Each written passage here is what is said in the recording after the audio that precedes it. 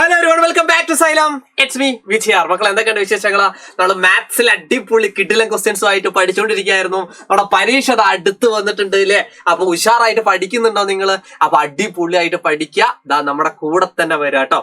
അപ്പൊ നമ്മുടെ മാത്സിൽ ഒരുപാട് ഇമ്പോർട്ടന്റ് ചാപ്റ്റേഴ്സ് ഉണ്ടല്ലോ. ഈ ചാപ്റ്റേഴ്സിലെ ഇമ്പോർട്ടന്റ് ക്വസ്റ്റ്യൻസ് ആണ് ഈ ഒരു ക്ലാസ്സിലൂടെ നിങ്ങൾക്ക് ക്ലിയർ ചെയ്യാൻ വേണ്ടി പോകുന്നത്. കുറച്ച് ബുദ്ധിമുട്ടായിട്ട് നിങ്ങൾക്ക് തോന്നും, പക്ഷെ ഏറ്റവും എളുപ്പത്തിൽ ഞാൻ പഠിപ്പിച്ചരാം. ആദ്യം തന്നെ ക്ലാസ് കാണുന്നതിന് മുന്നേ തന്നെ ലൈക്ക് ബട്ടൺ അടിച്ചങ്ങോട്ട് പൊട്ടിച്ച് ശേഷം നമുക്ക് എന്ത് ചെയ്യാം, ആ ക്ലാസ്സിലേക്ക് പോകാം. അപ്പൊ നിങ്ങൾ പരീക്ഷയൊക്കെ കഴിഞ്ഞ് എക്സാം ഒക്കെ കഴിഞ്ഞ് എങ്ങനെ ഉണ്ടായിരുന്നു എന്നൊക്കെ സാറോട് പറയണം കേട്ടോ. അപ്പൊ നേരിട്ട് എന്നോട് പറയണമെങ്കിൽ അങ്ങനെ പറയാം. ഇതാണ് എന്റെ ഇൻസ്റ്റാഗ്രാം ഐഡിയിലൂടെ നിങ്ങൾക്ക് എന്ത് ചെയ്യാം, നേരിട്ട് പരീക്ഷ കഴിഞ്ഞിട്ട് വൈശാഖ് ചെയ്യാം. ഈ ഐഡിയിലൂടെ സാറോട് പറയാം.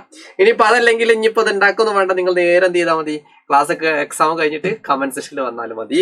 ദേ കണ്ടോ, നമുക്ക് ക്വസ്റ്റ്യൻ നോക്കാം, സമയം കളയണ്ട. സിമ്പിൾ ക്വസ്റ്റ്യൻ ആണ്. ഇതാ കണ്ടോ, ഒരു കമ്പ്യൂട്ടർ തുടങ്ങുന്നത്, ഇംഗ്ലീഷ് മീഡിയം പഠനം ഞാൻ ആദ്യം മലയാളം വായിച്ചുതരാം. ചോദ്യം സിമ്പിൾ ആണ്.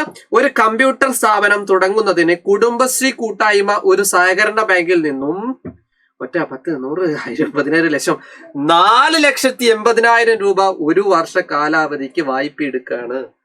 6.1/4 പലിശ കണക്കാക്കാണ്. കൊല്ലത്തില് 6.1/4% പലിശയാണ് കേട്ടോ.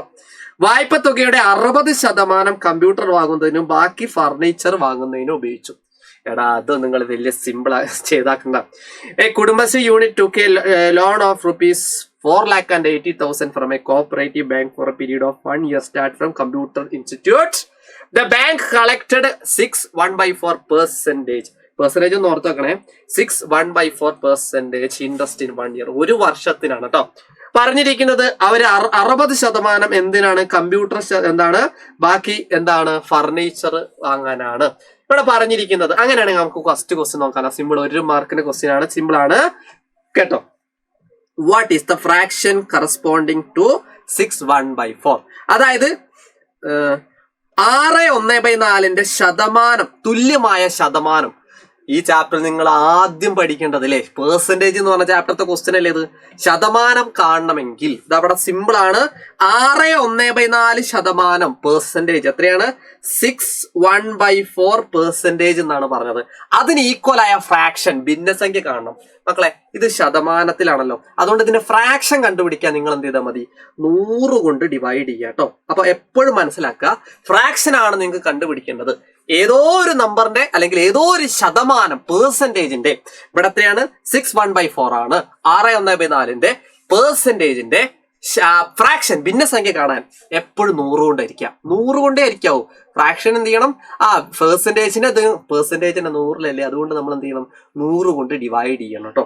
ഇതാണ് പരിപാടി. പക്ഷെ നിങ്ങൾ ഒരു കാര്യം മനസ്സിലാക്കുക, ഇതെങ്ങനെയാ ചെയ്യുക. 6.1/4 നിങ്ങൾ എന്ത് ചെയ്താൽ മതി അറിയോ, ഈ സാധനം ഒന്ന് മാറ്റണം. 6.1/4 എങ്ങനെ മാറ്റണം എന്നറിയോ?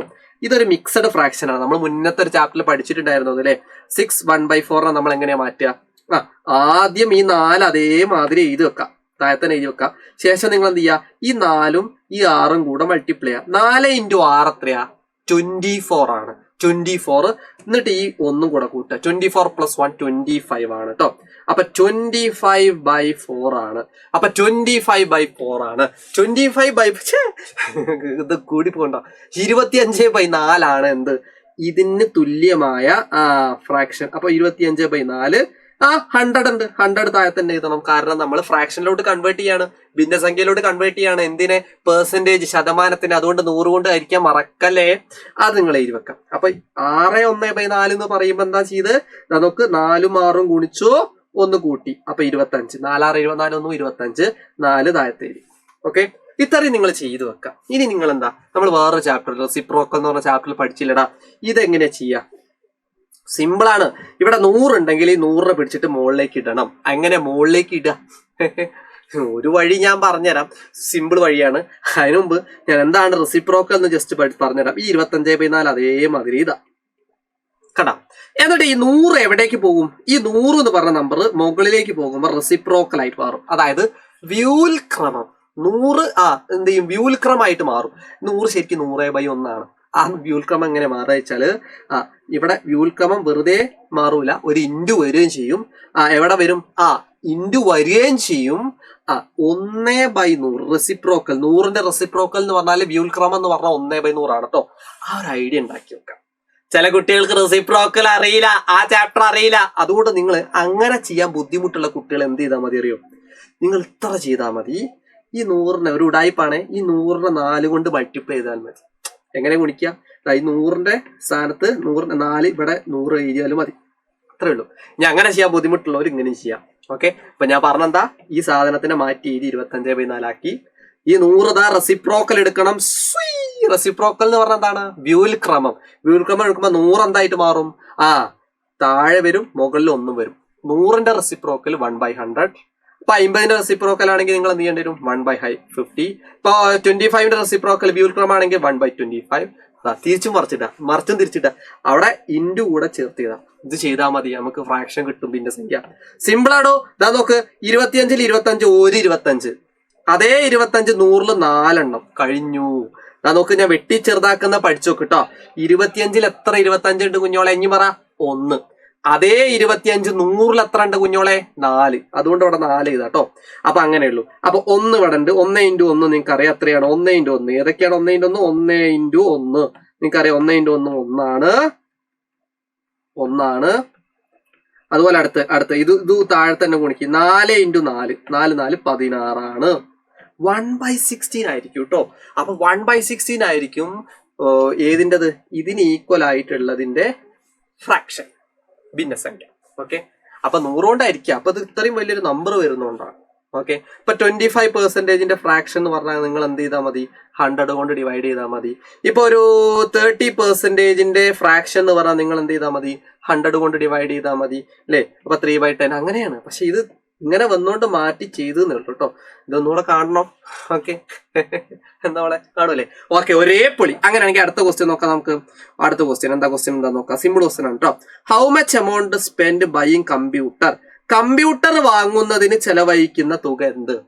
ആകെ എത്ര രൂപയാണ്? 4,80,000 രൂപ. 4,80,000 രൂപ നമ്മുടെ ആകെ അവിടുന്ന് എന്തെടുത്തിട്ടുണ്ട് അല്ലെ? ആകെ 4,80,000. ആകെ ചെയ്തട്ടെ,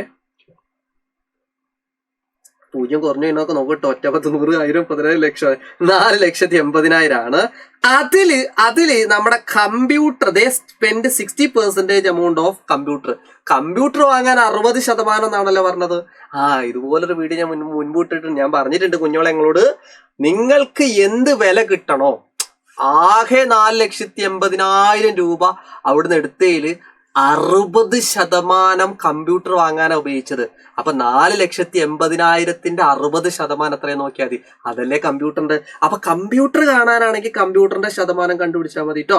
അപ്പൊ കമ്പ്യൂട്ടർ = 60% കമ്പ്യൂട്ടർ. അപ്പൊ 60/100 ശതമാനം 100 താഴത്ത് എഴുതണം. അത്രേ ഉള്ളൂ കേട്ടോ. 0 വെട്ട് 0 വെട്ടി 0 വെട്ട് 0 വെട്ടി. അപ്പൊ മുകളിലും താഴെയും 0 വെട്ടാട്ടോ. ഓക്കെ, ഈ 0 വെട്ടി, ഈ 0 വെട്ടി. അവസാനം എന്തേ ഉള്ളൂ? ഈ 48,000 അല്ലേ? 48,000 6ഉം കൂടെ ഗുണിച്ചാലായിരിക്കും ആൻസർ. അപ്പൊ ഒന്ന് ഗുണിച്ചോക്കാ. എങ്ങനെ ഗുണിക്കാറിയോടാ? 48 × 6 എത്ര അറിയോ? 48 × 6 എന്ന് പറഞ്ഞാല് 288 ആയിരിക്കും. 288. പിന്നെ ഈ 3 0 കൂടെ ചേർത്ത് കൊടുത്താൽ മതി. ഓക്കെ, അപ്പൊ 10 100 1000 10,000 ലക്ഷം 2,80,000 രൂപയാണ് ആ 60% നമ്മുടെ കമ്പ്യൂട്ടറിന്റെ. അത്രേ ഉള്ളൂ. അപ്പൊ കമ്പ്യൂട്ടറിന്റെ കാണാൻ പറഞ്ഞാൽ നിങ്ങൾ 60/100 ചെയ്ത. കാരണം കമ്പ്യൂട്ടറിന് 60% സ്പെൻഡ് ചെയ്തത്. ഇനി ഫർണിച്ചറിന് കാണാൻ പറഞ്ഞാലോ? ഫർണിച്ചറിന്റെ സിമ്പിൾ അല്ലേ കുഞ്ഞോളെ? ഇനി പറ, ഫർണിച്ചറിന്റെ ശതമാനം എത്രയാ? 60 അല്ല, ബാക്കി ശതമാനമാണ് 40. എത്രയാണ്? 40% നമ്മുടെ ഫർണിച്ചറിന് വരുന്നത്. അപ്പൊ അവിടെ ഈ 60ന് പകരം 40 ചെയ്താൽ മതി. അപ്പൊ നമുക്ക് എന്ത് കിട്ടും? ചോദിച്ചാല്, ഇൻ കേസ് ചോദിച്ചാല് നിങ്ങൾക്ക് ഫർണിച്ചറിന്റെ 40 നിങ്ങൾക്ക് അറിയാലോ. ബാക്കി 40 അല്ലേ? ബാക്കി ഫർണിച്ചറിന്റെ അല്ലേ? അപ്പൊ 40/100 പറഞ്ഞു എന്നേ ഉള്ളൂ. അപ്പൊ ആ ചോദ്യം നമുക്ക് കിട്ടി. ഓക്കെ, സി ചോദ്യം നോക്കാം. വേഗം നോക്ക് കുഞ്ഞോളെ, ഇനി നോക്ക്, സമയം കളയല്ല കേട്ടോ. What is the difference between the amount used by computer and furniture? അതായത് ഫർണിച്ചർ വാങ്ങാൻ ഉപയോഗിക്കുന്നതും കമ്പ്യൂട്ടർ വാങ്ങാൻ ഉപയോഗിക്കുന്നതും എത്ര കുറവാണ്? ഇവര് പറഞ്ഞിരിക്കുന്നത് അറിയടാ, ഫർണിച്ചറും കമ്പ്യൂട്ടറും തമ്മിലുള്ള ഒരു വ്യത്യാസം എന്താണെന്നാണ് ചോദിച്ചിരിക്കുന്നത്. ഫർണിച്ചറും കമ്പ്യൂട്ടറും തമ്മിലുള്ള വ്യത്യാസം, മക്കളെ വ്യത്യാസം ചോദിച്ചാൽ 2 വഴി നിങ്ങൾക്ക് മുമ്പിലുണ്ട്. ഒന്നാമത്തെ വഴി എന്താ അറിയോ? കമ്പ്യൂട്ടറിന് എത്ര രൂപയാ? 2,80,000 രൂപ. ബാക്കി എന്തായിരിക്കും? നമ്മുടെ ഫർണിച്ചറിനായിരിക്കും അല്ലെ. അത് തമ്മിൽ കുറച്ചാൽ മതി. ഇനി അതല്ലെങ്കിൽ വേറൊരു പരിപാടി ഉണ്ട്. വേറെ പരിപാടി എന്ന് പറഞ്ഞാല് കമ്പ്യൂട്ടറിന്റെ എത്ര രൂപയാണ് അല്ലെ? ഇത് ഇവിടെ കിട്ടി 2,88,000 രൂപ. ഫർണിച്ചറിന്റെ ഇവിടെ 40 ചെയ്ത് നോക്കിയാൽ നമുക്ക് ഫർണിച്ചറിനും കിട്ടും. അപ്പൊ ഫർണിച്ചറിനും കമ്പ്യൂട്ടറിനും കുറച്ചാൽ മതി. അതാ മറ്റൊരു വഴി. ഏറ്റവും എളുപ്പവഴി വേണോ നിങ്ങൾക്ക്? കേട്ടോ, കമ്പ്യൂട്ടർ ഇതാണ് ഏറ്റവും എളുപ്പവഴി. കമ്പ്യൂട്ടറിനേക്കാൾ എത്ര കൂടുതലാണ് അല്ലെ, എത്രയാണ് കൂടുതൽ എന്നുള്ളത് കമ്പ്യൂട്ടറും അതുപോലെ തന്നെ ഫർണിച്ചറും തമ്മിലുള്ള വ്യത്യാസമാണ് ചോദിച്ചത് അല്ലെ. ഫർണിച്ചറും തമ്മിലുള്ള വ്യത്യാസം ചോദിച്ചാൽ കമ്പ്യൂട്ടറിന് എത്ര ശതമാനമാണ്? 60% അല്ലെ. എത്ര പെർസെന്റേജ് ആണ്? 60%. ബാക്കി നമ്മുടെ ആരാണ്? നമ്മളെ ഫർണിച്ചറാണ്. 40 ആയിരിക്കും അല്ലെ. 100 ആകെ, അതുകൊണ്ടാണ് ബാക്കി 40. അപ്പൊ 20% ആണ് ഡിഫറൻസ്. ഡിഫറൻസ് എന്ന് പറഞ്ഞാല്, വ്യത്യാസം എന്ന് പറഞ്ഞാല് 20% ആയിരിക്കും. ഈ 20% ഈ 4 ലക്ഷത്തിന്റെ ഇതിന്റെ എത്ര ആണ് നോക്കിയാൽ മതി. 20%. അപ്പൊ 4 ലക്ഷത്തി 4 ലക്ഷം തന്നെ നോക്കും. 10, 100, 1000, 10,000, 4,80,000. 0 കുറഞ്ഞതിനെ പറഞ്ഞേ. 10, 100, 1000, 10,000 ലക്ഷം. 4,80,000ത്തിന്റെ വ്യത്യാസം എത്രയാണ് ചോദിച്ചത്. അതുകൊണ്ട് 20/100. 20/100. 0 വെട്ടി 0 വെട്ടി 0 വെട്ടി 0 വെട്ടി. ഇതേ കണ്ടോ, ഈ നമ്പർ 2 കൊണ്ട് ഗുണിച്ചാൽ മതി. ഗുണിച്ച് 48, 2, 96 പിന്നെ ഒരു 3 0 കൂടെ ചേർത്ത് കൊടുത്താൽ മതി അല്ലെ. ഇത്രയും വ്യത്യാസമായിരിക്കും നമ്മുടെ ഇതിനുണ്ടാവുക എന്നുള്ളതാണ്. എത്ര രൂപയാണ്? ഇത്രയും രൂപ. അതായത് 96,000 രൂപയാണ് കമ്പ്യൂട്ടറും നമ്മുടെ ഫർണിച്ചറും തമ്മിലുള്ള വ്യത്യാസം അല്ലെ. കമ്പ്യൂട്ടർ 60% അല്ലേ, ഫർണിച്ചർ 40%. ബാക്കി അത് തമ്മിൽ വ്യത്യാസം 20 അല്ലേ. ആ 20 4,80,000 എത്ര നോക്കിയാൽ മതി കേട്ടോ. ഞാൻ പറഞ്ഞു 2-3 വഴിയുണ്ട് അല്ലെ. കമ്പ്യൂട്ടറിന്റെ കാണാ, ഫർണിച്ചറിന്റെ കാണാ. ആ പൈസ കുറച്ചാലും നിങ്ങൾക്ക് തന്നെ ആയിരിക്കും കിട്ടാം. കേട്ടാ, അങ്ങനെ ചെയ്താലും മതി കേട്ടോ. ഓക്കെ, ഒരു ചോദ്യം കൂടെ ഉണ്ട്. ഒറ്റ ചോദ്യം, ഡി ചോദ്യം. ഡി ചോദ്യം എന്താണ്? സിമ്പിൾ ആണ്. ഡി ചോദ്യം അതിനേക്കാൾ സിമ്പിൾ ആണ്. യെസ്, ഒരു ചോദ്യം കൂടെ ഉണ്ട്, നമ്മുടെ ഡി ക്വസ്റ്റ്യൻ. ചോദ്യം നന്നായിട്ട് വായിച്ചു നോക്കുക. സിമ്പിൾ ക്വസ്റ്റ്യൻ ആണ്. ചോദ്യം എന്താ നോക്ക്. വാട്ട് ഈസ് ദ ചോദ്യം നോക്ക്. What is the amount? ചോദ്യം നോക്കാം. 1 വർഷം കഴിഞ്ഞ് ബാങ്കിൽ എത്ര രൂപ തിരിച്ചടയ്ക്കണം? അതായത് what is the amount to be paid in the bank after 1 year? 1 കൊല്ലം കഴിഞ്ഞാൽ എത്ര റുപ്യ കൊടുക്കണം എന്നാ പറഞ്ഞ കുഞ്ഞോളെ. ഇനി കേക്ക്, അവിടെ 4,80,000 റുപ്യ ഇനി എടുത്തണ്. 4,80,000 റുപ്യ ഇനി ബാങ്കിൽ നിന്ന് എടുത്താൽ അത്രയും റുപ്യ ഇനി കൊടുക്കേണ്ടി വരിക അല്ല. ആ ബാങ്കിന് കൃത്യമായിട്ടൊരു പലിശ, ഇൻട്രസ്റ്റ് ഉണ്ടാവും. ആ ഇൻട്രസ്റ്റിനനുസരിച്ച് കൂടുതൽ പൈസ കൊടുക്കേണ്ടി വരും. അതാണ് നിങ്ങൾ മനസ്സിലാക്കേണ്ടത്. അപ്പൊ ഇവിടെ 4,80,000 രൂപ നിങ്ങൾ കടമെടുത്താൽ, 4,80,000 rupees നിങ്ങൾ കടമെടുത്താൽ അവിടെ 6/1/4% അവിടെ ഇൻട്രസ്റ്റ് ആണ്. 6/1/4% ഈ 4 ലക്ഷത്തിന്റെ എത്ര അങ്ങനെ നോക്കിയാലും മതി. ഇനി അതല്ല, നിങ്ങൾക്ക് എന്ത് ചെയ്യാം, ഈ 6/1/4% എന്ന് പറയുന്ന സാധനം 6.1/4% എത്രയാണ് ഫ്രാക്ഷൻ, ആ ഫ്രാക്ഷൻ കൊണ്ട് മൾട്ടിപ്ലൈ ചെയ്താൽ മതി. നിങ്ങൾക്കറിയാം, ഞാൻ പറഞ്ഞുതരാം. എത്ര രൂപയാണ് നമ്മൾ കടെടുത്തത് അല്ലെ. കൂടുതൽ ഇത്രയും രൂപ കൂടുതൽ അടയ്ക്കേണ്ടി വരും. കൂടുതൽ അടയ്ക്കേണ്ടത് കാരണം 4,80,000 മാത്രം കൊടുത്താൽ പോരാ, പലിശയും കൂടി കൊടുക്കണം അല്ലെ.